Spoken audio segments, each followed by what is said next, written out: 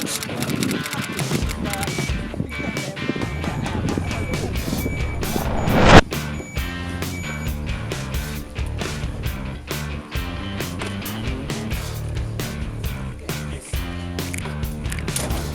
how are you? Lovely to meet you. Oh, there's a little team here. This is Stephanie. Hiya, lovely to This is meet you. Fred.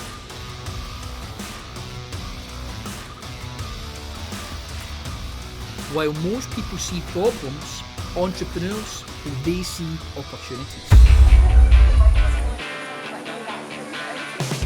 Another episode of the Business Talk.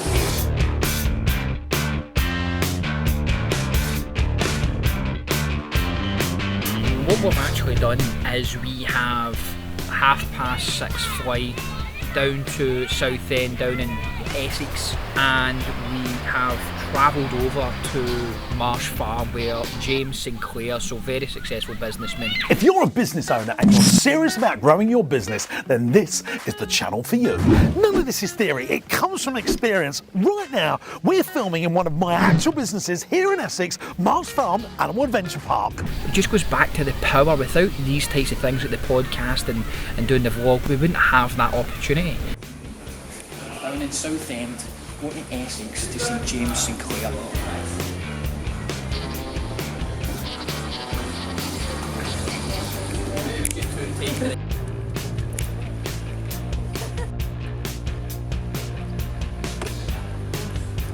How are you? Lovely to meet you. Oh, there's a little team here. This is Stephanie. Hiya, lovely to Steph. meet This you. is Fred. Hi. Hello, Fred. Nice to How you meet doing? you. So have you been off the trees?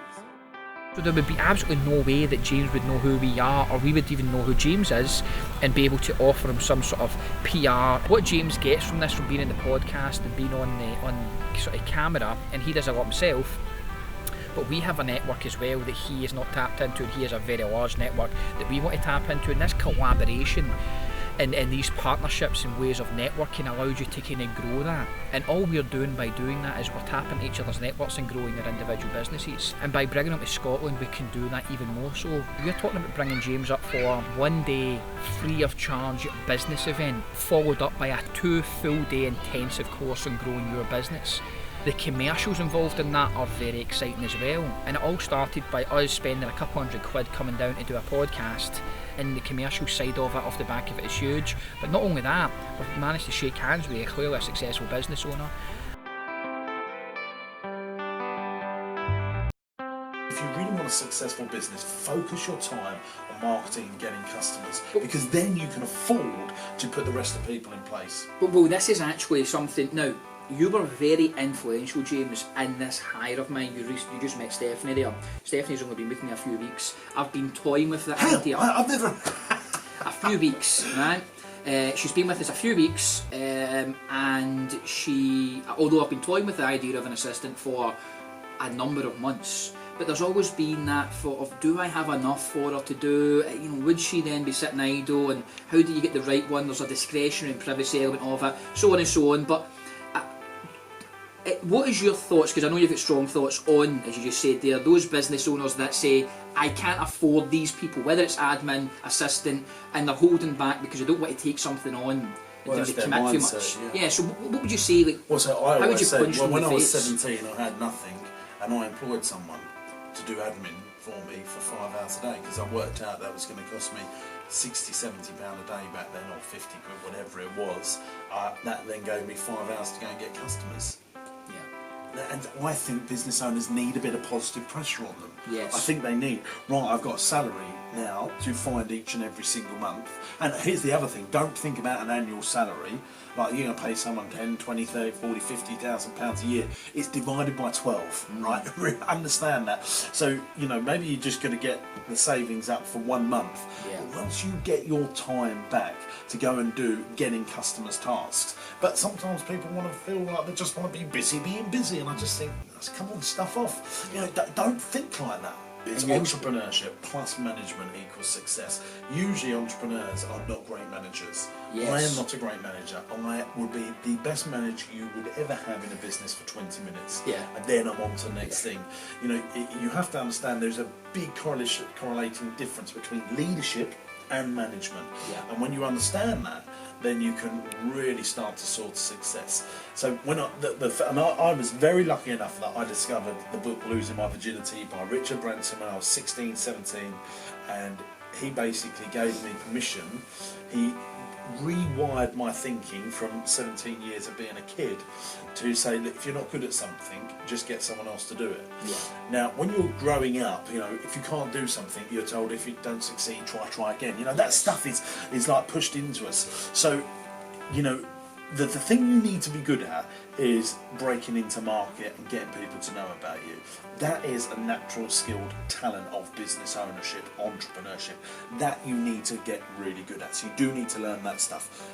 You need to know how to read a profit and loss, but you don't need to put it together.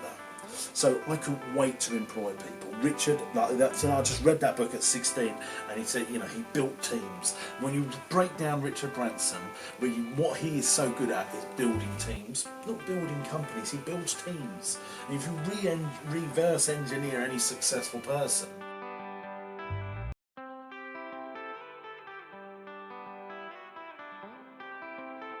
I've certainly found, although our business is going very nicely, it's always there. You know, you have a great few months and you never need to worry about it, and then it comes back again. You get that little cash flow thing. You need to rally together. Yeah. Do you find after 10 plus years in business that it's just the same thing but in a slightly bigger scale in a different way? Is it always like that? Do people like these business owners need to accept that they've always got to have an eye on cash flow, they've always got to get new customers and get revenue in? That's just part of the game. Yeah, I mean, the thing that will change your life is getting an FD, like a proper finance director that's better than your accountant that you actually that you use to do your books. So, you know, and that could cost you a lot of money, but that will change your life. And so we've just finished up and wrapped up a weekly business talk with James Sinclair. Basically spoke to James, a successful business owner, been in business for probably near on, I think he said about 15 years, and not talking about just a successful, but built up a multi-million pound business empire that consists of day nurseries, this adventure part which you can see run about is, and we just really had a really in-depth conversation about entrepreneurialism, how that being an entrepreneur is not for everybody. We spoke about building a personal brand. We just spoke about the key people to hire. We spoke about all these things that we talk about in weekly business talk that people like to see. And it really goes back to what we spoke about in previous episodes. Your net worth is a direct relation to your network, and what that effectively means is that the greater that your network is, the greater that you, your business, yourself as a salesman, how much you'll earn and how much your wealth will be. So if you can increase that network, not just in size but in quality as well, you should absolutely every single day be working about the people round about me. How can I grow that customer base? How can I grow my network? And how can I then monetize off the back of it, as well as helping other people? Networking is business critical, is success critical. And the knowledge that I've already got by sort of shaking his hand and interviewing him and sort of building the start of that relationship, it could, you know, who knows exactly where it could go, but this is where business owners, this is exactly what they should be focusing on, is building this network, coming up with these, maximising the network as well to find new opportunities, and then sort of turning them into more commercial opportunities as well for your business. Now, whether that's a personal brand or whether that is for the business that you're involved in, that is what you should be doing within the business.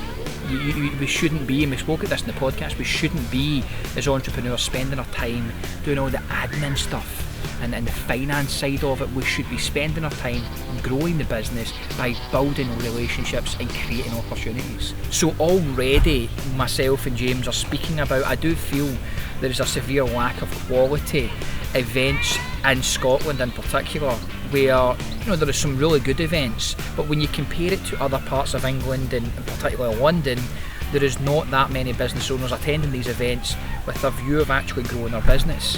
And so what we're actually doing is not only putting our money where our mouth is and meeting these people, but we're now talking about bringing James. James is a really successful weekend sort of entrepreneurship program, business program, what he calls his business masterclass, and we're talking about actually bringing that to Glasgow for people in Scotland to get the real benefit from. So we discussed a whole lot. We've actually built a great partnership. What seems right now, it's very early stages, but what seems like a very good partnership with which could lead to lots of opportunities.